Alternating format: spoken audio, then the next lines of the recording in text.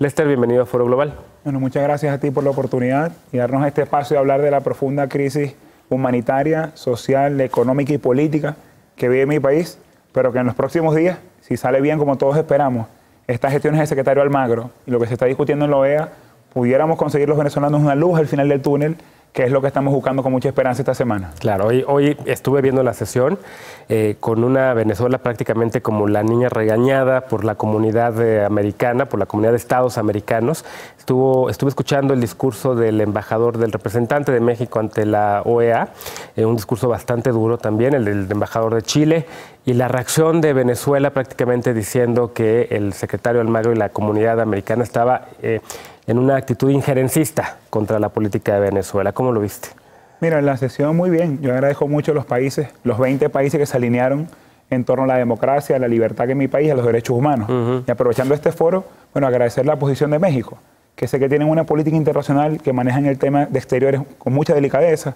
Aquí está la doctrina Estrada, más de 93 años de respeto a lo que son las comunidades internacionales. Y bueno, el canciller Videgaray la semana pasada fue muy claro, muy contundente en reconocer que hay una crisis de democracia en Venezuela y que se rompió el hilo constitucional cuando se robaron las elecciones del referéndum revocatorio y cuando desconocieron el resultado donde la Asamblea Nacional Venezolana obtuvo la unidad democrática 2/3 de la Asamblea. Entonces sí, México tuvo una posición muy firme hoy, pero lo ha venido teniendo en los últimos días. Entonces eso es muy importante para nosotros porque es la OEA, como te decía al principio, y la Carta Democrática una esperanza de construir una solución a la crisis. Entonces bueno, Venezuela ha abierto durante muchos años los brazos. En los años 40, en los años 50, éramos un país de recibir inmigrantes. Ahora los venezolanos están huyendo de Venezuela porque hay una crisis humanitaria sin precedentes. 71% de los venezolanos manifiestan hoy que no comen 3 veces al día. No estamos hablando de una élite, estamos hablando de 7 de cada 10 personas. Hay más de 80% de escasez de medicamentos. Hoy las madres tienen un niño y se van a Colombia a vacunarlo y luego regresan las que pueden porque no hay medicamentos. Y frente a esa crisis humanitaria, el apoyo internacional es clave, muy importante. Oye, estamos, hace unas semanas estuvo aquí, hace un par de meses estuvo también sentado en ese sillón el diputado William Dávila, que me estabas comentando antes de empezar la entrevista que prácticamente no podía salir de Venezuela, no pudo ir a Washington, no podía ir a Washington a esta sesión especial de la OEA, pero me estabas contando una historia pues bastante particular. ¿Qué fue lo que hizo? Sí, mira, el ataque a la Asamblea Nacional ha sido despiadado. No cumpliendo con lo que plantea la Constitución y respetando la Constitución donde los diputados electos tenemos un fuero parlamentario. El diputado William Dávila, quien es muy amigo, él es el vicepresidente de la Comisión de Exteriores y el presidente de esa comisión, Luis Florido, los dos hace unas semanas iban a realizar un viaje inherente a sus funciones porque trabajan en el tema internacional. Claro. Y a los dos los pararon en el aeropuerto, les bloquearon el pasaporte y les impusieron prohibición de salida del país a los dos. El presidente de la comisión, el presidente Florido, salió la mañana de hoy de Venezuela por la frontera con Colombia, caminó el puente Simón Bolívar y desde Colombia fue a la sesión. Ya el gobierno está amenazando que cuando regrese el día viernes va preso. Como me han amenazado a mí, yo lideré una investigación contra la corrupción en Venezuela. Demostramos que más de 300.000 millones de dólares en los últimos 10 años han sido defalcados por el gobierno de Venezuela con pruebas, con copias de cheques, con copias de las empresas, con todo.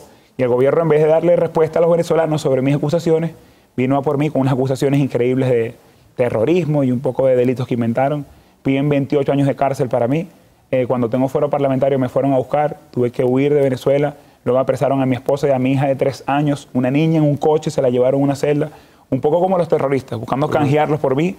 Luego le impusieron a mi esposa una prohibición de salida del país por 200 años que aún está vigente. Luego bloquearon mi pasaporte cuando estaba haciendo una gira por Europa y el gobierno de España me otorgó, el presidente Rajoy, un pasaporte para continuar y con ese pasaporte estoy en México, con ese pasaporte voy a ir de aquí a julio a todos los países de OEA y voy a regresar a Venezuela y si me toca ser el preso político número 105, porque hoy lamentablemente tenemos 104 presos políticos en Venezuela por pensar distinto, lo voy a asumir con gallardía, pero estoy convencido que la presión internacional, lo que está haciendo hoy la OEA y por supuesto la presión interna de los venezolanos, va a conseguir este mismo año el cambio. Oye, Lester, en los últimos años hemos ido viendo cómo la presión internacional ha ido creciendo en contra del régimen o el gobierno de Nicolás Maduro. ¿Cómo se ha ido quedando sin aliados? Hoy en la sesión en Washington solamente eran Nicaragua y Bolivia, que junto con Venezuela trataron de romper, digamos, esta sesión especial para analizar la situación en Venezuela. Pero, sin embargo, el régimen de Maduro continúa, pese a todos los pronósticos de que iba pronto a caer porque se iba a quedar completamente asfixiado sin apoyo internacional, porque la democracia en Venezuela, algunos de los activistas que luchan por la democracia iban a lograr hacer este referendo, y sin embargo Maduro continúa en el poder. Hay un sector de la población que lo sigue apoyando, ¿no? Fíjate, esto ha sido una lucha de resistencia, no de velocidad, hablando de carreras. Y bueno, es una carrera de resistencia. El gobierno no está solo, también juegan sus apoyos internacionales. Tenemos lo que yo he llamado la maldición del petróleo, que genera un respaldo financiero de algunos gobiernos de la región. Sin embargo, yo me quedo con lo positivo. Ya hay un descaro total en contra de la Constitución, hay un reconocimiento que hay una dictadura formal en Venezuela. Y esto estoy dispuesto yo a debatirlo con cualquier profesor de Derecho Internacional o de Derecho Constitucional. Porque los principios por los que se basa un sistema democrático son la separación e independencia de los poderes públicos, eso hoy no existe. Desconocieron la Asamblea Nacional, a pesar de que más de 8 millones de venezolanos votaron por nosotros. Desconocieron el poder legislativo. Existen presos políticos que no puede haber en democracia. No hay elecciones libres, justas y transparentes. Es lo que comentábamos. Se robaron el revocatorio que está en la Constitución. En diciembre tocaban elecciones de gobernador. Según la Constitución se vencieron los periodos de los gobernadores. Yo era candidato a ser gobernador del Estado Zulia en diciembre y el gobierno se robó la elección. Y ya en enero de este año Nicolás Maduro dijo que las elecciones de alcaldes que están planteadas para el 17 tampoco van. Entonces, bueno, los gobiernos del mundo han dicho, bueno, ya va. Una cosa es la subjetividad de si yo soy más de izquierda o de derecha, el tema ideológico. Y otra cosa es que el gobierno de Venezuela ni siquiera se quiere contar. Y el principio base de la democracia, que son las elecciones, no quieren que hayan elecciones. Frente a esto, gobiernos del mundo entero, como el mexicano, pero más de 20 gobiernos el día de hoy han alzado su voz, y lo agradecemos, para pedir lo que estamos pidiendo todos los venezolanos, que es lo que está en el informe Almagro. 4 recomendaciones que representan el sentimiento de 30 millones de venezolanos. Elecciones generales. No estamos pidiendo, y aprovecho este espacio para poder aclararlo, no estamos pidiendo a los venezolanos injerencia ni intervención internacional de ningún tipo, ni de Estados Unidos, ni de México, ni del Vaticano, ni de UNASUR. Lo único que queremos es que pongan la decisión sobre el futuro de Venezuela en manos de los venezolanos con una elección. Entonces estamos pidiendo elecciones libres y transparentes en Venezuela, la liberación inmediata de Leopoldo López, que es el líder moral de los venezolanos, y todos los presos políticos. Estamos pidiendo que se abra un canal humanitario para que los gobiernos del mundo que nos quieren ayudar con medicina, con comida, pero que Maduro no deja, pueda pasar la ayuda humanitaria. Y por último, y no menos importante, la restitución del hilo constitucional que pasa por reconocer todos los poderes públicos. Eso es lo que concentra el informe Almagro, eso es lo que se debate hoy en Washington, y eso reúne ese informe las aspiraciones de la gran mayoría del pueblo venezolano. Y tiene el respaldo de la mayoría o la mayor parte de la comunidad de estados de los estados americanos. Oye, la oposición ha estado también usando distintas estrategias, ¿no? En algún momento decidió no participar en comicios, aprendieron la lección, porque de repente la Asamblea Nacional era completamente chavista y luego madurista. Hoy en día están entonces diciendo que quieren participar en procesos, aunque no reconozcan que sean legítimos, aunque reconozcan que haya incluso, como ustedes mismos han dicho, pruebas de fraude en estos procesos, ¿no? Van a seguir entonces participando en procesos electorales. La idea es poder acceder al poder de manera pacífica en los próximos años. La idea es también liberar a Leopoldo López que salga de prisión.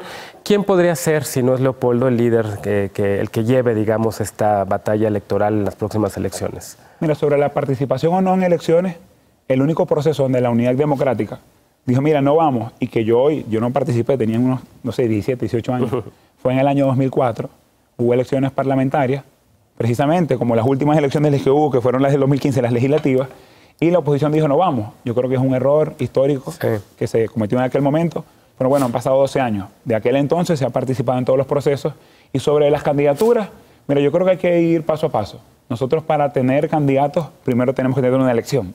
Entonces la lucha es por arrancarle al gobierno, por arrancarle a la dictadura una fecha. Que nos den una fecha para resolver la crisis política y la crisis social en las urnas. Bueno, conseguir esa fecha, podremos elegir candidatos. Líderes hay, muchos y muy buenos.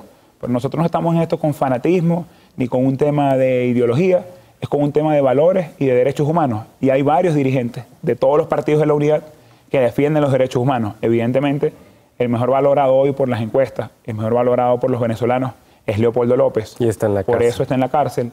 Lo conozco muy bien. Entre otras cosas que he hecho en mi corta edad, es que yo fui su jefe de campaña en el año 2012. Yo dirigí la campaña presidencial de Leopoldo. Y en aquel momento nos inhabilitaron y no le permitieron competir. Y luego sus más cercanos colaboradores están todos en el exilio o presos. Claro. Porque le tienen miedo a él. Ahora, es Leopoldo, es quien sea. En una elección libre, justa y transparente, Están va a buscando ganar una el fecha. cambio, que es lo importante.